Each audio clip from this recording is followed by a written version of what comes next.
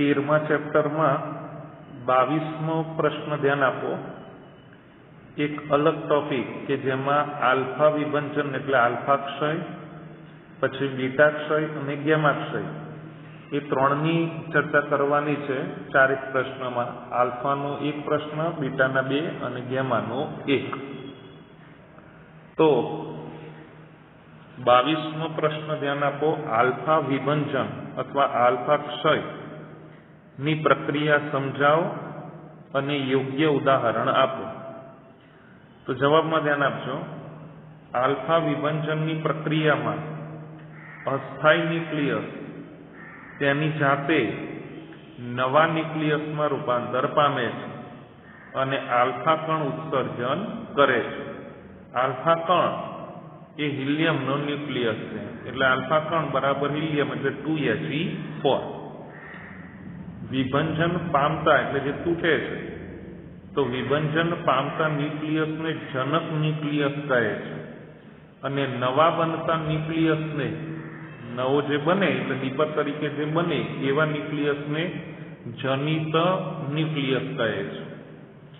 Alpha ક્ષયમાં નિપજ ન્યુક્લિયસનો પરમાણુ દળાંક એ જનક ન્યુક્લિયસના પરમાણુ દળાંક કરતા 4 એકમ જેટલો ઓછો હોય છે। તો આલ્ફા ક્ષય એનું સમીકરણ એ નીચે મુજબ મળે। જોઈ લો, આ XZA એમાંથી Y બન્યો કે જેમાં પરમાણુ ક્રમાંકમાં 2 નો ઘટાડો થયો અને પરમાણુ દળાંકમાં 4 નો ઘટાડો થયો, એટલે વત્તા 2He4 એટલે આલ્ફા થયું અને વત્તા Q જેટલી ઉર્જા। ઓળખાણ આપણે આપી દઈએ। X એ જનક જે પ્રક્રિયક તરીકે કહેવાય ને, તો જનક ન્યુક્લિયસ, અને Y એ જનિત એટલે જે બને છે તે, અને Q એ શું છે, તો જે પ્રક્રિયામાં છૂટી પડતી કુલ ઉર્જા છે, જે આઈન્સ્ટાઈનના દળ અને ઉર્જાના સંબંધ ઉપરથી નક્કી કરી શકાય છે, જે ન્યુક્લિયર પ્રક્રિયાનું Q મૂલ્ય છે। ટૂંકમાં આટલું ધ્યાન રાખજો કે જ્યારે આલ્ફા કણ ઉત્સર્જન પામે ત્યારે પરમાણુ ક્રમાંકમાં 2 નો ઘટાડો થાય અને પરમાણુ દળાંકમાં 4 નો ઘટાડો થાય છે। બરાબર, આ એક અગત્યનો ઉપયોગ કરતા રહીશું। ટૂંકમાં પરમાણુ ક્રમાંકમાં 2 નો ઘટાડો, પરમાણુ દળાંકમાં 4 નો ઘટાડો। ક્લિયર આટલું? તો Q બરાબર રેગ્યુલર સૂત્ર આપણી પાસે mc² ને, બરાબર। Q બરાબર પેલું E બરાબર હતું, તો અહીંયા ઉર્જા તરીકે કોણ છે, તો Q છે। આમ ઉર્જા તરીકે E બરાબર mc², તો અહીંયા ઉર્જા તરીકે Q છે। ખ્યાલ આવ્યો? તો અહીંયા mx minus my minus mze, જોઈ લો, આ બંનેને ડાબી બાજુ લઈ દઈએ એટલે x નું દળ, બરાબર, માઇનસ y નું દળ અને માઇનસ mhe, પડી ખબર? એટલે પરિણામી આપણને આટલું મળ્યું કહેવાય દળ, અને ઇન્ટુ c² તો ખરો જ, એટલે mx બરાબર જનક ન્યુક્લિયસનું દળ, my બરાબર જનિત ન્યુક્લિયસનું દળ અને mhe બરાબર આલ્ફા કણનું દળ, અને c એ શૂન્યાવકાશમાં પ્રકાશની ઝડપ છે। જો મૂળ ન્યુક્લિયસ સ્થિર હોય તો Q એ નિપજોની ગતિ ઉર્જા છે। આલ્ફા ક્ષય માટે Q ગ્રેટર ધેન 0 હોવાથી આ પ્રક્રિયા ઉષ્મા ક્ષેપક છે, બરાબર, ઉર્જા વધારે મળે, અને જો Q લેસ ધેન 0 હોય તો પ્રક્રિયા ઉષ્મા શોષક કહેવાય। આ પણ એક માર્કમાં ધ્યાન રાખી લેવાનું, બરાબર। ઉદાહરણ તરીકે આપણે જોઈએ તો યુરેનિયમ 92238 એના ન્યુક્લિયસનું વિભંજન થવાથી થોરિયમ એટલે TH90234 થોરિયમ અને 2He4 હિલિયમનો ન્યુક્લિયસ એટલે કે આલ્ફા કણ બને છે, જેનું સમીકરણ આપણે કહેવું હોય તો યુરેનિયમ 92238 એમાંથી થોરિયમ બન્યું 90234। મેં આગળ કહ્યું હતું ને કે પરમાણુ ક્રમાંકમાં 2 નો ઘટાડો થઈ ગયો અને પરમાણુ દળાંકમાં 4 નો ઘટાડો થયો, ક્લિયર ને? એટલે 90 થોરિયમ 234 એવું તત્વ આપણને મળે અને વત્તા 2He4 અને વત્તા Q જેટલી ઉર્જા. તો Q એ ઉત્સર્જાતી ઉષ્મા છે. પડી ખબર? તો Q બરાબર આપણે કેવું હોય તો Mu minus MPH minus MHE ઉપર આપણે જે સમીકરણ તૈયાર કર્યું હતું ને એના જેવું જોઈ લો. બરાબર? અને અહીંયા C² એ તો ખરું છે એટલે Q બરાબર mc² પ્રકારનું આપણી પાસે તૈયાર થયું. ખ્યાલ આવ્યો? આમાં સૌથી વધારે અગત્યની બાબત એ કે જ્યારે આલ્ફા કણ એ ઉત્સર્જિત થાય ત્યારે પરમાણુ ક્રમાંકમાં 2 નો ઘટાડો થાય અને પરમાણુ દળાંકમાં 4 નો ઘટાડો થાય. પડી ખબર? અને Q ગ્રેટર ધેન 0 હોય ત્યારે ઉષ્માક્ષેપક અને Q લેસ ધેન 0 હોય ત્યારે ઉષ્મા શોષક પ્રક્રિયા. અને ઉદાહરણ પણ ધ્યાનમાં રાખવાનું. પડી ખબર? ઓકે. એની પછી 23મો પ્રશ્ન બીટા ક્ષય સમજાવો. અને ન્યુક્લિયસમાં બીટા કણો ન હોવા છતાં રેડિયોએક્ટિવ ન્યુક્લિયસ બીટા કણોનું ઉત્સર્જન કેવી રીતે કરે છે? અહીં બીટા ક્ષય દરમિયાન રેડિયોએક્ટિવ ન્યુક્લાઇડ કેમ બદલાતા નથી?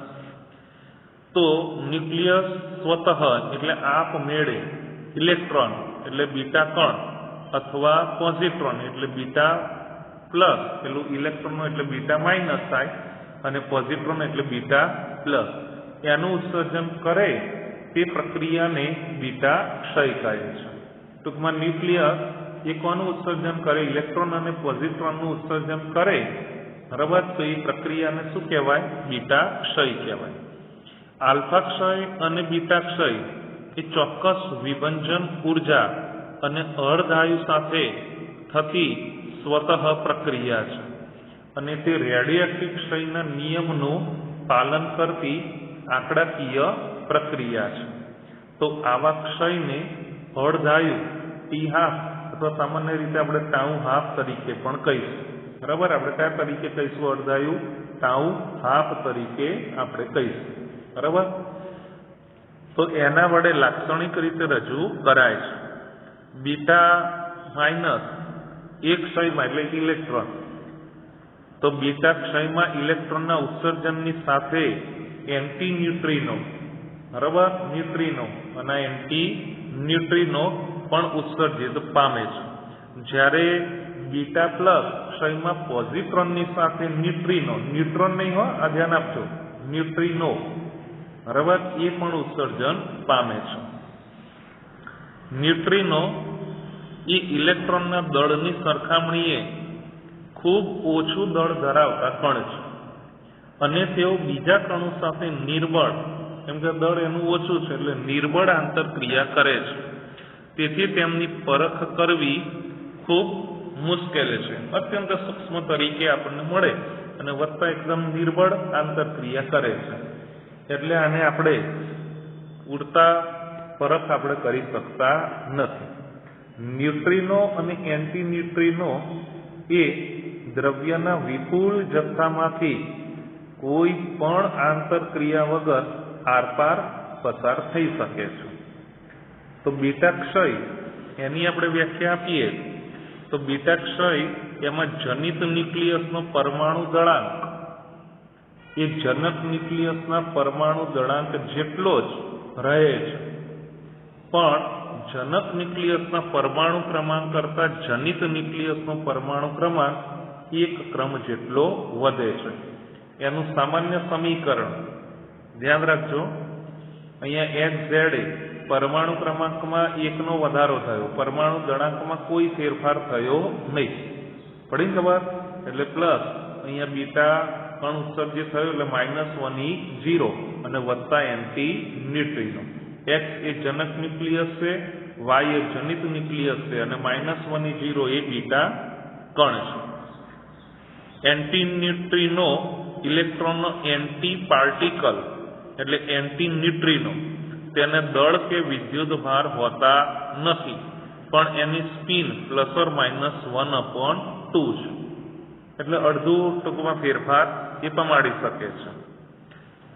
ઉદાહરણ તરીકે આપણે જવું હોય તો બીટા ક્ષય એમાં જનિત ન્યુક્લિયસનો પરમાણુ દળાંક બીટા પેલું માઇનસ હતું, હવે બીટા પ્લસ, એટલે આ પોઝિટ્રોનની વાત આવી. ઉપર શું હતું જોઈ લો, બીટા માઇનસ અને આ બીટા પ્લસ. તો બીટા પ્લસ ક્ષયમાં જનિત ન્યુક્લિયસનું પરમાણુ દળાંક એ જનક ન્યુક્લિયસના પરમાણુ દળાંક જેટલો જ રહે છે, પણ જનક ન્યુક્લિયસના પરમાણુ ક્રમાંક કરતા જનિત ન્યુક્લિયસનો પરમાણુ ક્રમાંક એક ક્રમ જેટલો ઘટે છે. પેલામાં એક ક્રમ જેટલો વધે છે એવું આવતું હતું, બરાબર. અને અહીંયા શું આવશે, એક ક્રમ જેટલો ઘટે છે. સમજ પડી? તો x ઝેડ એમાંથી y બન્યો, તો ઝેડ -1 અને એ તો એમનું એમ જ, અને વત્તા +1 એ 0, એટલે બીટા પ્લસ અને વત્તા ન્યુટ્રિનો મળે. એટલે x એક કોણ છે, તો જનક ન્યુક્લિયસ, y એ જનિત ન્યુક્લિયસ, અને +1 એ 0 બરાબર બીટા પ્લસ પોઝિટ્રોન તરીકે મળે. તો આ જે ન્યુટ્રિનો છે એ પોઝિટ્રોનનો એન્ટી પાર્ટિકલ ન્યુટ્રિનો, તેને દળ કે વિદ્યુતભાર નથી, પણ સ્પિન ±1/2 છે. ઉદાહરણ તરીકે આપણે જોઈએ તો Na 11-22, એમાંથી Ne 10-22 અને વત્તા અહીંયા આપણને E પ્લસ એટલે બીટા પ્લસ અને વત્તા ન્યુટ્રિનો મળે. અને એનું જે અર્ધાયુ છે એ 2.6 વર્ષ છે. અર્ધાયુની વાત આગળ આપણે કરી કાઢી. બીટા ક્ષયમાં ન્યુટ્રોનનું પ્રોટોનમાં કે પ્રોટોનનું ન્યુટ્રોનમાં રૂપાંતર થાય છે, અને પ્રોટોન અને ન્યુટ્રોનના દળ લગભગ સમાન છે. તેથી ન્યુક્લાઇડનું પરમાણુ દળ એ બરાબર Z+n બદલાતો નથી. થોડી ખબર આ પ્રમાણે અહીંયા આપણને મળે. ઓકે.